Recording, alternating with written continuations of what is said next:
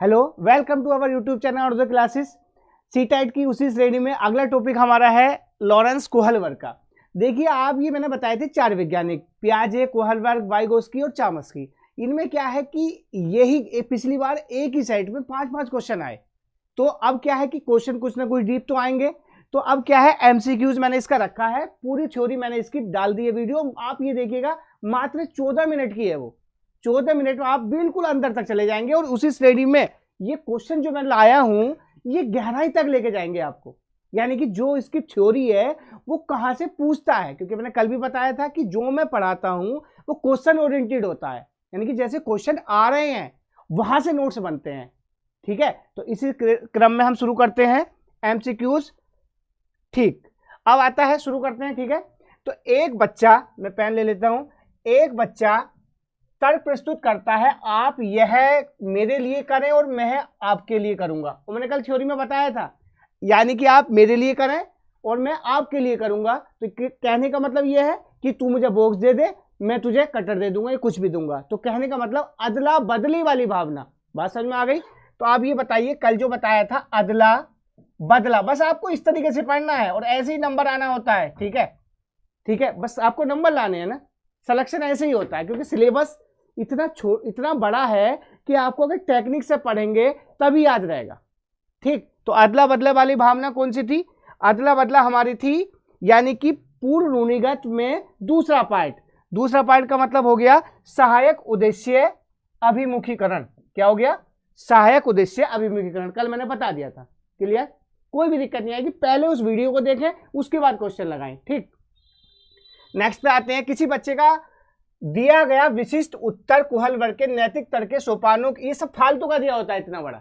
मैंने बताया ना आपको, क्लू ढूंढने हैं जो मैंने छाटे हैं, ये सब फालतू का है, बस यहां से पढ़ना है। क्योंकि सी टाइट की कहानी ये है कि पेपर घर के लिए नहीं मिलता, वो कहां करना है, वहीं पे करना है 2-3 घंटे में। तो 3 घंटे में इतने बड़े बड़े क्वेश्चन होते हैं, तो कहीं ना कहीं तेजी से पढ़ना होता है। तो ये फालतू का छोड़ो, ये सब कोहलवर्ग नहीं कहा है। अब आगे क्या है, आप ईमानदार हैं तो आपके माता पिता आप पर गर्व करेंगे। कल ही मैंने बताया था कि अच्छा बनने के लिए, किसके लिए?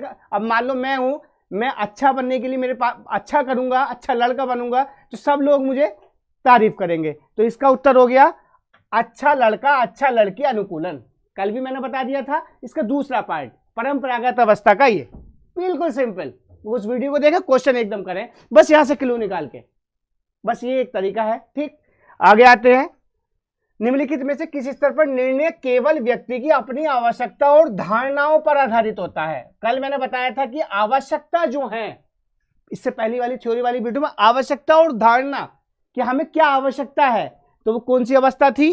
वो थी पूर्व पारंपरिक स्तर, और स्पेशल लिखवाया भी है। क्लियर? मैंने बता दिया, 3 पेज को रखे, एकदम नंबर आएगा। आगे आते हैं। अब देखो, राधा अपने बच्चे अधिक से घर का काम पूरा करने के लिए कहती है। वह पूछता है कि इससे उसे क्या फायदा, बस यहां याद रखना है। ठीक है, कि उससे क्या फायदा होगा। तो फायदे वाली अवस्था कौन सी थी? वो थी पहली, पूर्व परंपरागत या रूढ़िगत या प्री कन्वेंशियल। तो ये वाली होगी फायदे वाली। कहने का मतलब आप देखते हैं आज्ञाकारिता और दंड। स्पेशल कराइए, क्योंकि अगर आप इतनी पारदर्शिता से पढ़ेंगे, ट्रांसपेरेंस तरीके से पढ़ेंगे, तभी नंबर आएगा। मैंने कल भी बताया था, एक अवस्था है आगे आएगी कि जब भी कभी हम नैतिक तर्कना और नैतिक दुविधा का मतलब कंफ्यूज नहीं होना।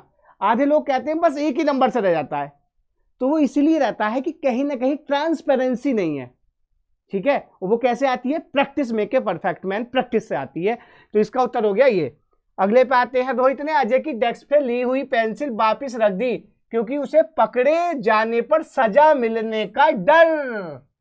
कल ही मैंने बता दिया था, कुछ नहीं करना। तो डर की भावना, किसकी भावना? डर की भावना कौन सी अवस्था में थी? जिसमें फायदा था। डर की भावना, व्यक्ति की अपनी आवश्यकता। ठीक है, तो ये कौन सी थी? आज्ञा व दंड। ठीक है, डर की भावना। जैसे मुझे था कि मुझे डर था कि अगर मैं नहीं पढ़ूंगा तो पिताजी फिर डंडा फेरेंगे। ठीक, तो इसका उत्तर हो गया ये पूर्व परंपरागत स्तर। क्लियर? कुछ नहीं करना, देखो अपने आप आंसर आ रहे हैं, बस उन वर्डों का समावेश नहीं याद रखना। ये सी टाइट है। सी टाइट के लिए आप 8 बजे की क्लास उसकी पढ़ेंगे, 9 की उसकी, 10 की उसकी, विश्वास मानिए पागल हो जाएंगे। सबसे अच्छा है कोई क्लास नहीं, प्रैक्टिस लगाइए, छुट्टी वो मैं लगवाऊंगा। इसके बाद लॉरेंस कोहलबर्ग के सिद्धांत के अनुसार जल्दी से पढ़ना है, किसी कार्य को इसलिए करना क्योंकि दूसरे इसे स्वीकृति देते हैं। कल भी बताया है स्वीकृति वाली अवस्था स्पेशल नोट्सों में है, ये खाली मैंने बता दिया। स्वीकृति वाली अवस्था कौन सी है? उत्तर परंपरागत। क्लियर। नेक्स्ट पे आते हैं, एक बच्चा कुछ घरेलू कार्य करने के लिए प्रोत्साहन की मांग करता है। देखो बस, यानी कि प्रोत्साहन, यानी कि उसने कोई काम करा, घर का काम करा, चाय बना के लाया, तो कम से कम चाय पीने वाले व्यक्ति ये तो कहते हैं हाँ बेटे तेरा अच्छी चाय बनाई है। तो प्रोत्साहन की मांग करता है कौन सी अवस्था में? वो थी सेकंड चरण। कौन सा? सेकंड, परंपरागत स्तर। ये हो गया क्लियर। ठीक, बस इन पे याद रखना है। 6 चरणों में पहला चरण कौन सा है? तो सिंपल आएगा, इसमें कुछ नहीं। पहला चरण कौन सा है?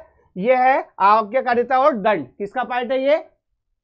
पूर्व परंपरागत स्तर का। नेक्स्ट पे आते हैं, 8 साल की लड़की मनीषा शाम को अपने दोस्तों के साथ खेलना चाहती है, लेकिन उसके माता पिता ने उससे कहा कि वह अपना काम पूरा कर ले, अन्यथा उसे दंड मिलेगा। वाह, बार बार यही आएगा। दंड का मतलब डर की भावना, डर की भावना मतलब आज्ञा व दंड। तो ये हो गया हमारा ये वाला। क्लियर। आगे आते हैं, कोहलबर्ग के अनुसार नैतिक विकास की एक ऐसी अवस्था जिसमें कोई व्यक्ति अपनी नैतिकता को वर्तमान में प्रचलित सामाजिक मानदंडों नियमों के अनुरूप आंकता है।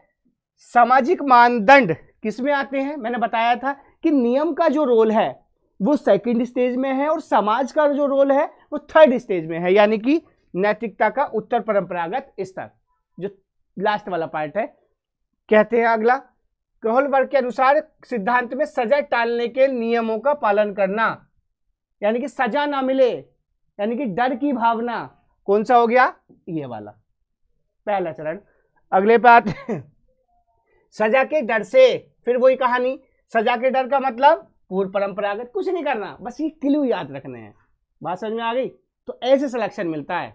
ठीक, आप इसमें भी उलझ गए नहीं मिलेगा, क्योंकि सिलेबस खाली कोहलबर्ग का नहीं आएगा, बहुत सारा है। आगे आते हैं, राधा अपने बच्चे अद्युक्त से घर का काम करने के लिए, फिर वो क्वेश्चन आ गया। तो ये हो गया ये फायदा, फायदा वाला पहली वाली अवस्था। अगला है, 9 वर्ष के बालक की नैतिक तर्कना आधारित होती है। अब बताओ, 9 वर्ष के लिए किसी कार्य के लिए भौतिक परिणाम उसकी अच्छाई या बुराई पर निर्धारित होते हैं। देखो वही कहानी मैंने बता दिया कि प्रोत्साहन की मांग करता है, अच्छा बनने की कोशिश करता है। तो ये कौन सी हो गई? ये वाली। क्लियर। आगे आते हैं, अनीता ने रश्मि का कलम ले लिया और वे प्रतिशोध से रश्मि से अनीता का भोजन खा लिया। उसने कलम ले लिया तो उसने गुस्सा दिखाया, फिर वही कहानी, अदला बदला। तैने मेरा मारा तो मैं भी तेरे गाल पे मारूंगा। ठीक है, गांधी जी की तरह नहीं, एक गाल पे मारो दूसरा आगे कर दो। तो लेकिन इसमें क्या, प्रतिशोध लिया। तो अदला बदला तो है, पॉजिटिविटी में भी अदला बदला हो सकता है, कोई तैने दिया तो भाई तू मुझे दे दे। लेकिन इसमें क्या, प्रतिशोध वाले में अदला बदला है। तो अदला बदले का कौन सा था? वो मैंने बता दिया, अदला बदले का था ये वाला, यांत्रिक उद्देश्य उन्मीकरण। बस इसमें याद रखना। तो दोनों वीडियो देखेंगे तब क्वेश्चन समझ में आएंगे, वरना आप देखेंगे इतने बड़े क्वेश्चन है छोड़ के आ जाएंगे। कितने आसान है, जितने बड़े क्वेश्चन होते हैं समझ लो आंसर उसका उतना इजी, क्योंकि आंसर तो उसने इसी में छिपा दिया ना। क्लियर। आगे आते हैं, कमल स्वयं को तर्क देता है कि यदि तनु उसे क्रियान देगी तो वह उसे एक क्रियान देगा। बिल्कुल वही कहानी, अदला बदला। अदला बदला मतलब पहले का सेकंड, सेकंड का मतलब ये, कुछ नहीं करना। इससे इजी बताओ, मुझे तो लग रहा है कि एकदम अपने आप ही आंसर आ रहे हैं। बस गिनी चुनी चीजें याद रखिए, कभी भूलोगे भी नहीं, क्योंकि लंबी चौड़ी छोड़ी नहीं पढ़ाता मैं। आगे आते हैं, कोहलबर्ग के अनुसार 7-8 वर्षीय बच्चों में नैतिक निर्णय लेने का आधार क्या है? 7-8 का मतलब बताओ क्या है? सामाजिक व्यवस्था बनाए रखना। अगले पे आते हैं, लॉरेंस कोहलबर्ग के नैतिक विकास के सिद्धांत के किस चरण पर बच्चे दूसरे के इरादों की उपेक्षा करते हैं? उन नकारात्मक परिणामों के डर पर। देखो ये, बस ये ध्यान रखना है। तो डर का मतलब फर्स्ट स्टेज, यानी कि फर्स्ट का मतलब सजा और आज्ञाकारिता। क्लियर है तक? नेक्स्ट पे आते हैं, कोहलबर्ग के द्वारा प्रतिपादित नैतिक विकास के किस स्तर पर व्यक्ति यह तर्क करते हैं कि मानवाधिकार व न्याय सबसे जरूरी है, चाहे उन्हें कानून का खिलाफ जाना पड़े। ये क्वेश्चन में आप फंसेंगे। क्यों फंसेंगे? एक स्टेज में मानना है कि नियम ऊपर है, एक स्टेज में मानना है समाज ऊपर है। क्या ऊपर है? समाज, यानी कि नियम पहले चाहिए, समाज की चाल छोड़ दो। एक में क्या है कि सामाजिक चीजें ज्यादा होनी चाहिए, क्या नियम बदलने पड़े। तो नियम का ज्यादा रोल जो है वो कानून वाली, यानी कि परंपरागत में, तो कहीं समाज की उद्धार करना पड़े नियम का रोल वो सेकंड स्टेज में, और समाज का ज्यादा रोल वो थर्ड स्टेज यानी कि तीसरी वाली जो थी कन्वेंशियल यानी कि पोस्ट कन्वेंशियल में। तो कहने का मतलब इसका कौन सा हो जाएगा, पोस्ट कन्वेंशियल यानी कि सार्वभौमिक नैतिक विकास का सिद्धांत। आपको ये जरा विशेष याद रखना, इसमें फंसोगे। नियम अगर ऊपर तो दूसरी वाली नियम है कानून वाली, है ना, कन्वेंशियल, और अगर समाज ऊपर तो पोस्ट कन्वेंशियल। इसका उत्तर हो गया सार्वभौमिक नैतिक विकास का सिद्धांत। क्लियर। अगले पे आते हैं, कोहलबर्ग के किस चरण में व्यक्ति तर्क करते हैं कि सही कार्रवाई विवेक के स्वयं चुने। अब देखो विवेक आ गया, ऐसे पूरे नंबर आएंगे। तो विवेक वाली अवस्था कौन सी थी, सबसे लास्ट वाली यानी कि ये। क्लियर। तो देखो कितने कम समय में ये क्वेश्चन हो गए पूरे। ठीक है, मुझे उम्मीद है कि आपको मेरी वीडियो अच्छी लगी होगी। ऐसी आप लाइक शेयर एंड सब्सक्राइब करते रहें। विश्वास मानिए कि ऐसी तैयारी होगी कि ट्रांसपेरेंसी होगी। ऐसे नहीं रहेगा अरे यार वो सब कब होता है जब दुविधा होती है। तो इस चैनल पर कोई दुविधा नहीं, बिल्कुल पारदर्शी तरीके से पढ़ाएंगे। ठीक है, थैंक यू, जय हिंद।